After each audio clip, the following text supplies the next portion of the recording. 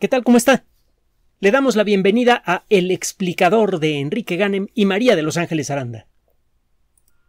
Uno de los aspectos más importantes de nuestra especie es nuestra capacidad para socializar, para entrar en contacto unos con otros, entendernos y trabajar en equipo. Esa es la clave de nuestro éxito como especie hasta el momento. No podemos soportar solos una sola noche completamente desprovistos de todo lo que da el conocimiento y la vida en colectivo, que eso incluye la ropa, la comida, etc. No pueden soportar una sola noche en la punta del Ajusco, por ejemplo. Si ustedes no saben qué es el Ajusco, busquen por favor en la Wikipedia el volcán Ajusco, que mira hacia la Ciudad de México. Es un volcán afortunadamente extinto. La cima tiene una altura de 3.000 metros, 3.000 y fracción metros, no es muy elevado. Lo digo porque tenemos aquí Traslomita, ni siquiera Traslomita, aquí a la vista dos volcanes realmente grandes, el Popo y el Iztaccíhuatl, que tienen alrededor de 5.000 metros. El caso es que en una montaña relativamente pequeña, en la cima, existen condiciones que harían muy difícil la supervivencia por una sola noche de una persona que dependiera únicamente de los recursos de su propio cuerpo. Sin embargo, somos capaces de controlar prácticamente toda la tierra firme, controlamos los cielos, los mares, no lo hacemos muy bien, que digamos, pero lo hacemos, y estamos hablando ya de colonizar definitivamente otros cuerpos del sistema solar, y eso es posible gracias a nuestra capacidad para actuar en colectivo. Esa es una ventaja. Pero esa misma característica se vuelve en nuestra contra cuando renunciamos al elemento más importante de nuestro éxito individual y colectivo, que es nuestra capacidad de raciocinio, nuestra capacidad de pensar de manera clara y objetiva. Un aspecto crucial, fundamental del pensamiento objetivo es la independencia. El ser uno mismo el que recaba información y el que se convence de una idea. Bueno, esto ha sucedido siempre, pero este fenómeno que le voy a mencionar se ha potenciado mucho ahora con el Internet. Cuando alguien propone una idea que parece bien fundamentada, pero que en realidad está apelando a nuestras emociones, la adoptamos rápidamente y rápidamente hacemos a un lado a cualquier persona que no esté de acuerdo con nosotros. Esta exclusión social tiene muchas manifestaciones diferentes: el racismo, la intolerancia religiosa, etcétera, etcétera, etcétera. No admitimos que una persona piense de manera diferente a la forma en la que nosotros lo hacemos, porque por default damos por hecho que nuestras ideas colectivas necesariamente tienen que ser correctas. Este es uno de los aspectos que en lo personal me preocupa más sobre el calentamiento global antropogénico. Mucha gente últimamente ha establecido una equivalencia entre las personas que no creen en la pandemia y las personas que no se tragan la idea del calentamiento global antropogénico. Este tipo de paralelos es peligroso. En ambos casos existe información objetiva suficiente publicada en revistas científicas para crearse un criterio. El asunto es que la gran mayoría de la gente no tiene ni el entrenamiento y, más importante, la costumbre de buscar sus propias fuentes de información y aprender a distinguir cuándo una fuente es buena y cuándo otra simplemente tiene buen aspecto. Como consecuencia de eso, el asunto de COVID-19 se ha convertido en materia casi religiosa, de creer o no creer en la realidad de la pandemia, de creer o no creer en las vacunas, a pesar de que la información objetiva está publicada en revistas de prestigio. Y lo mismo pasa con el calentamiento global antropogénico. Los argumentos que presentan las personas que apoyan esta idea a rajatabla son buenos, y en algunos casos sí que están apoyados por trabajos científicos serios. Hemos comentado en otras ocasiones que un un trabajo científico por sí mismo no crea verdad, aunque esté muy bien hecho. Hemos mencionado en más de una ocasión casos importantes en donde el consenso científico parece decantarse en una dirección y de pronto nos damos cuenta que lo que teníamos era incorrecto o cuando menos incompleto. Ese fue el caso de la teoría de la gravedad de Newton, que tenía ya varios centenares de años de pasar por una y otra prueba con éxito. Solamente fallaba en un detallito verdaderamente baboso y despreciable en el caso de la órbita de Mercurio, y llega la teoría de la relatividad y literalmente de un día para otro, en la mente de los físicos más importantes, la teoría de Newton se convirtió en una nota interesante del pasado. Sabemos ahora que la teoría de Newton es incompleta, que es un caso especial de la teoría de la relatividad. Pues bien, ya hay muchos otros casos. Hemos hablado también del caso de la teoría de la supersimetría, que por muchos años muchos físicos le dedicaron su carrera completa porque estaban seguros que era la solución al problema de la unión entre la relatividad y la mecánica cuántica, solo que a estas alturas y desde hace 10 años cuando menos la teoría está a punto de irse a la basura, porque en el CERN deberían aparecer ya desde hace mucho tiempo las partículas con las características predichas por la teoría de la supersimetría y no aparecen para nada. El hecho de que una idea suene bien e incluso existan trabajos que la soportan no significa que sea correcta. En el caso del calentamiento global antropogénico existe una sorprendente falta de espíritu crítico por parte de la colectividad científica. Cuando se presenta una teoría, aunque sea la más bonita del mundo y la mejor hecha, siempre existe gente que la critica. Prácticamente no se ve eso con el calentamiento global antropogénico. Es uno de los motivos por los cuales esta historia parece más una charla de ventas, parece más el rollo de un vendedor de carros usados que un trabajo científico, que un tema científico. Parece que nos quieren vender carros eléctricos y generadores eólicos. Conste que aquí estamos muy en favor de la energía verde, pero bueno. A ver, vamos a centrarnos en el tema del día de hoy. La charla normal de la gente que apoya la teoría del calentamiento global antropogénico frecuentemente incluye la siguiente advertencia: si se sigue calentando el ambiente y siguen retrocediendo los glaciares, va a llegar un momento en el que el territorio lodoso que se encuentra sobre todo en el hemisferio norte y que normalmente está congelado todo el año, a eso se le llama permafrost. Es un territorio pantanoso que es durísimo, es como piedra, porque ese lodo está súper congelado y no pierde lo congelado incluso en el verano. El permafrost es un material lodoso rico en carbono. De hecho, en términos brutos, hay el doble de carbono en el permafrost del Ártico.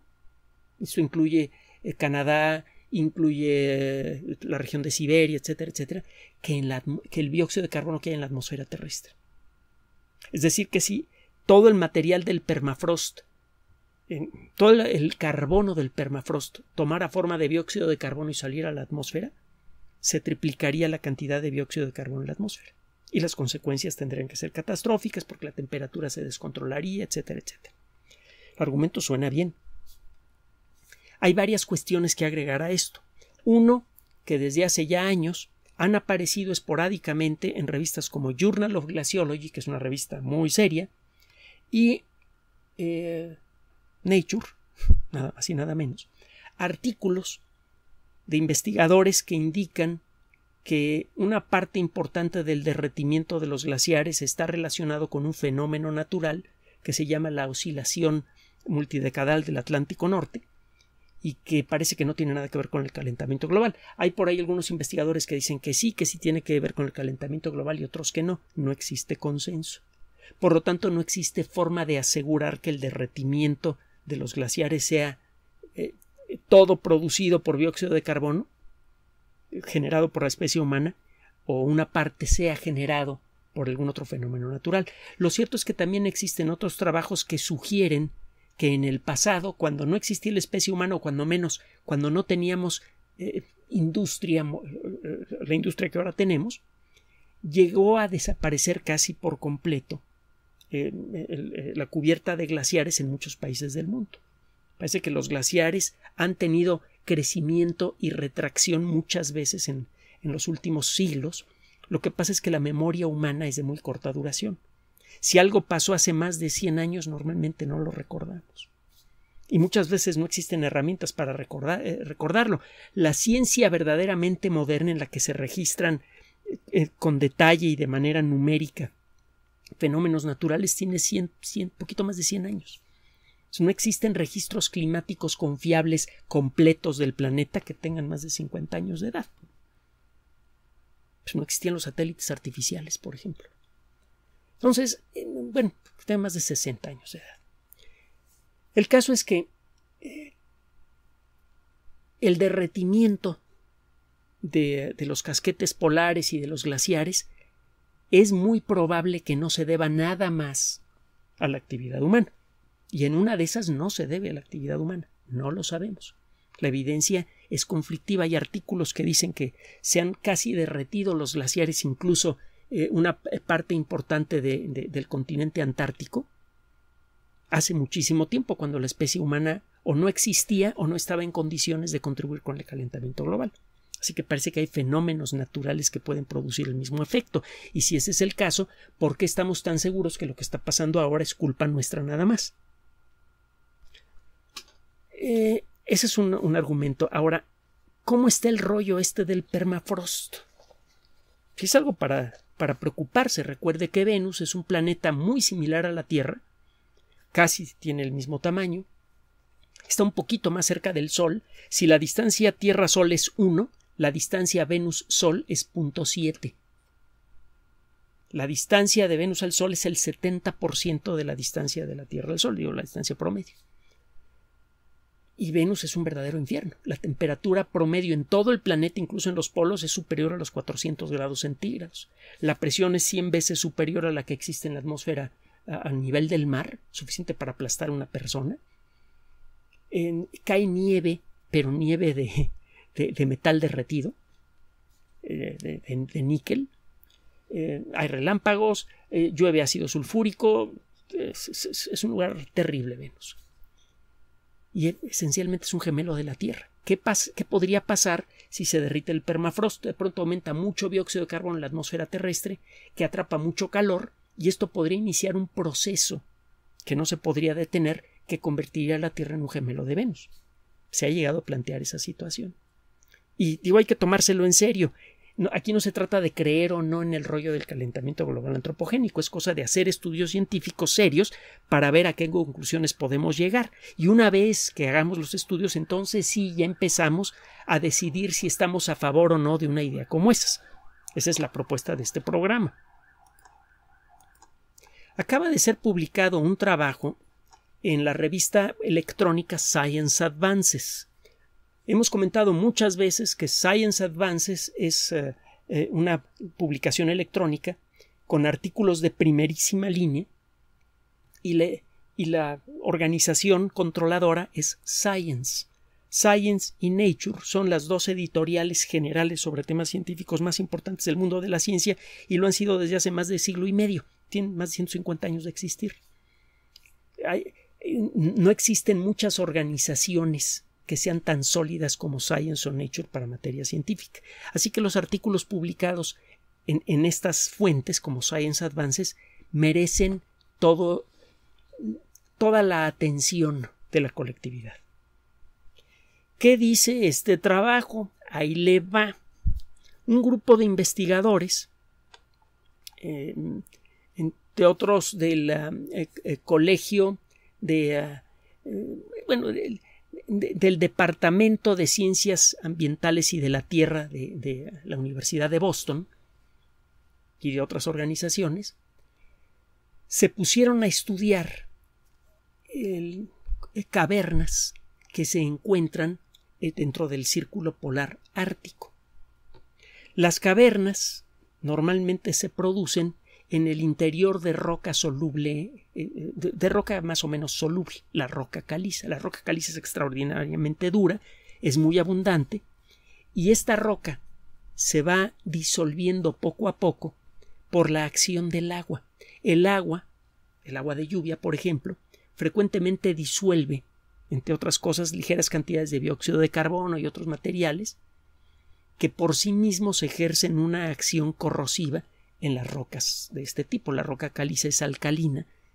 Eso significa que reacciona de manera violenta con sustancias ácidas, y la débil acidez del agua por sí misma, el agua que tiene un poco de dióxido de carbono, puede ir abriendo boquetes en el interior de estas rocas.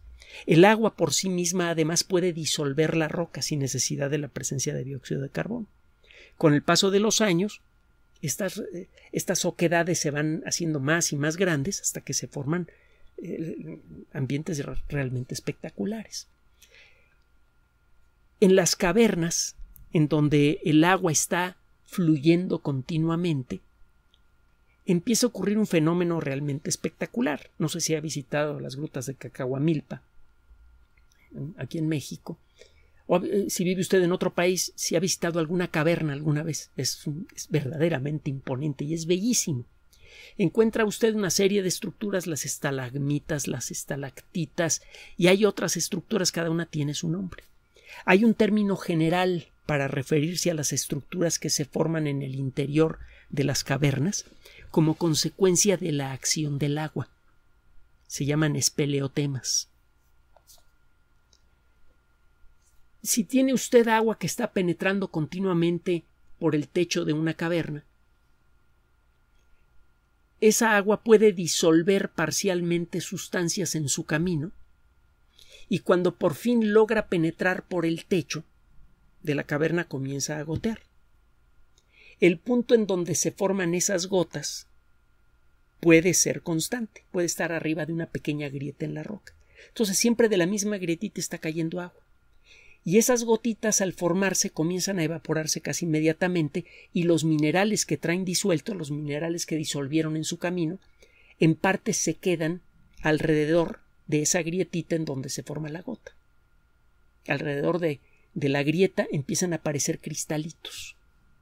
Si pasa el tiempo suficiente, esos cristalitos comienzan a agregarse y comienzan a formar una estructura cada vez más grande, una estalactita. Si pasan miles de años, estas estalactitas pueden crecer hasta tener varias docenas de metros de largo y pueden llegar a juntarse con estructuras similares que salen del suelo, las estalagmitas. Las gotas que caen de la punta de las estalactitas al chocar contra el suelo liberan también parte de los minerales que tienen disueltos y se comienzan a formar montañitas de cristales, principalmente de carbonato de calcio, que comienzan a crecer hacia arriba. A veces se juntan las estalactitas con las estalagmitas, se forman columnas hechas de cristales y son muy bonitos. Bueno, en estos lugares quedan atrapados también otros materiales, por ejemplo, las gotas el agua en su camino hasta el lugar en donde se comienza a formar una estalactita puede llegar a disolver, a tocar rocas que tienen una cantidad apreciable de uranio. Todas las rocas volcánicas tienen uranio. Entonces en la gotita queda atrapado un poquito de uranio. La gotita hace su camino, comienza a formar una estalactita, y al momento de formar la estalactita, parte de los minerales de la gota quedan depositados en la estalactita en crecimiento. Y entre otras cosas pueden quedar atrapados átomos de uranio. Cuando los átomos de uranio revientan, forman otro elemento químico diferente, el torio, por ejemplo. Es uno de los posibles caminos de destrucción de un átomo de uranio. Si no ha pasado mucho tiempo desde que un átomo de uranio reventó, usted va a encontrar en su lugar algo de torio. Si pasa más tiempo, el proceso continúa, los átomos de torio se convierten en otros átomos diferentes hasta que al final acaba usted con plomo. Pero el caso es que si usted encuentra torio, una cierta variedad de torio dentro de estos minerales, usted sabe que ese torio antes era uranio. Si usted mide cuánto uranio todavía hay en un trocito de cristal y cuánto torio hay, usted sabe cuánto uranio había inicialmente. Como se conoce el ritmo con el que el uranio se descompone en torio, usted puede calcular la edad de distintos puntos de una estalactita. Entonces usted puede saber en qué época la estalactita tenía 5 centímetros, 10 centímetros, 15, 20 centímetros. Si hay una época en la que se interrumpe el crecimiento de la estalactita, eso también lo va a reflejar el torio. Al ir sacando la edad de distintas rebanadas de una estalactita, usted va a encontrar probablemente que se estaba depositando uranio hace 10.000 años en la estalactita y hace 11.000 años. Y de pronto encuentra que el siguiente depósito fue hace 15.000 años. Significa que hubo un intervalo como de 3.000 años, si se ven las cuentas, como de 3.000 años, en donde no se depositó uranio, y eso significa que no había agua que formara estalactitas. Al estudiar el ambiente de estas cuevas, en Siberia y en otros lugares del mundo, en Canadá, los investigadores encontraron precisamente este fenómeno y pudieron estimar a qué se debían estas pausas en la generación de estalactitas. Si afuera hace muchísimo frío, el agua se congela y el agua congelada no se percola por el techo de la caverna y genera estalactitas. Cuando hace demasiado frío, no existe agua líquida que pueda participar en la formación de estalactitas. Se detiene el proceso. Entonces usted puede igualar las pausas en la formación de las estalactitas con épocas en las que arriba de la cueva había mucho hielo. Usted puede, si toma datos de muchas cuevas diferentes, que fue lo que hicieron estos investigadores, simplemente en Canadá tomaron 73 fuentes diferentes, usted puede darse una idea de el ritmo con el que se estaba, en qué épocas hacía mucho frío y en qué épocas no, en pocas palabras. Si en una cierta época la estalactita daba muestras de estar formándose activamente porque estaba fijando uranio, eso significa que arriba había suficiente calor para que el hielo se derritiera. Bueno, estos investigadores encontraron lo siguiente, para no alargar demasiado este rollo. La Tierra tiene ya 4.500 millones de años. Sabemos que ha pasado por unas variaciones climáticas brutales. Hubo, por ejemplo, 2, probablemente 3 épocas, que en algunos casos duraron más de 10 millones de años, en las que la Tierra aparentemente quedó cubierta de hielo hasta el Ecuador, pues. A esta teoría se le llama la teoría de la Tierra bola de nieve, Snowball Earth en inglés. Búsquela así en la Wikipedia. También ha habido épocas en las que ha hecho un calor verdaderamente brutal, varias de ellas. Una de ellas, por cierto, coincidió con la peor extinción masiva de la historia, que fue antes del inicio de la era de los dinosaurios. Hemos hablado de ello. Pero ha habido otras épocas y algunas de ellas muy recientes. Entonces, bueno, sabemos que la Tierra ha tenido variaciones climáticas importantes. En los últimos 2,5 millones de años, la Tierra ha estado atrapada en lo que se llama una era de hielo. En una era de hielo no siempre hay mucho frío. Tiene usted intervalos largos en donde hace mucho frío, los glaciares crecen mucho, llegan más o menos a la mitad de los Estados Unidos o a la mitad de Europa, una cosa así. Permanecen así por 10, 20, 40, 50.000 años o más. Y luego se derrite el hielo muy rápido, en cuestión de menos de un siglo, no se sabe exactamente cuánto tiempo. Y se viene una temporada corta, 12, 15.000 años, una cosa así, con un clima más o menos decente. Eso se le llama periodo interglaciar. Y luego se viene otro periodo glaciar en que hace mucho frío y que dura a lo mejor 40, 50.000 años. En los últimos 2,5 millones de años ha habido, no sé si una veintena, una cosa así de glaciaciones. Cada una de ellas ha durado decenas de miles de años. Y han existido periodos interglaciares como en el que estamos viviendo ahora. Bueno, resulta que lo que hicieron estos investigadores fue determinar que en el último 1.000.000 de años el permafrost ha estado prácticamente sin cambiar, a pesar de que ha habido épocas en las que se derrite el hielo y hace relativamente calor y épocas en las que no. A pesar de que hemos tenido glaciaciones y periodos interglaciares, en el último 1.000.000 de años el permafrost se ha mantenido frío.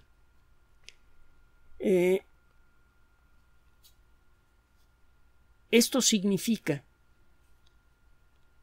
que no coincide la información de los ciclos de calor y frío que sabemos que ha tenido la Tierra en los últimos 2,5 millones de años con lo que le pasa al permafrost.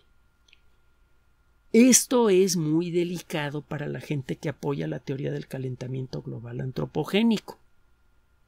Uno de los autores dice literalmente lo siguiente: estos descubrimientos no se pueden ajustar fácilmente a las predicciones típicas de calentamiento global para el futuro. Esto podría significar que los investigadores no han tomado en cuenta procesos que impiden que el permafrost se derrita y produzca picos grandes de dióxido de carbono. Porque debe usted saber que como usted puede medir la composición química de estos cristalitos que se forman a partir del agua que entra por los techos de las cavernas, pueden determinar el porcentaje de dióxido de carbono que había en la atmósfera. E incluso cuando la Tierra se ha calentado bastante en los últimos 2,5 millones de años, no ha aumentado mucho el dióxido de carbono. Y esto va en contra de la teoría de que el permafrost puede llegar a derretirse cuando hace mucho calor. Si hay mecanismos relacionados con el funcionamiento de la maquinaria climática terrestre que claramente no conocemos, porque las teorías actuales predicen que el permafrost debió derretirse, aunque sea parcialmente, en los interglaciares pasados, y eso no pasó de acuerdo a estos investigadores. Y el problema es que los modelos matemáticos que predicen este derretimiento, que sabemos que no ocurrió, son los mismos que se están utilizando para decir que dentro de tantas décadas el calentamiento global se va a volver irreversible y nos va a llevar la trampa. Significa que esos modelos son incorrectos o incompletos. Ahora, antes que saque usted conclusiones, si es que es la primera vez que nos escucha hablar del tema, como biólogos estamos agudamente conscientes del terrible impacto ambiental de las actividades humanas, de la destrucción sistemática del ecosistema y del efecto profundamente negativo que tienen esas actividades para el ecosistema y para nuestro propio futuro. La especie humana no puede sobrevivir sin un ecosistema. De hecho, creemos que el problema es mucho más agudo que el que plantea la gente que apoya la teoría del calentamiento global antropogénico. Da la impresión de que si corregimos las emisiones de dióxido de carbono todo regresa a la normalidad, y eso es falso. El ritmo de destrucción de la selva amazónica, el ritmo de destrucción de los ambientes naturales en todo el planeta está creciendo.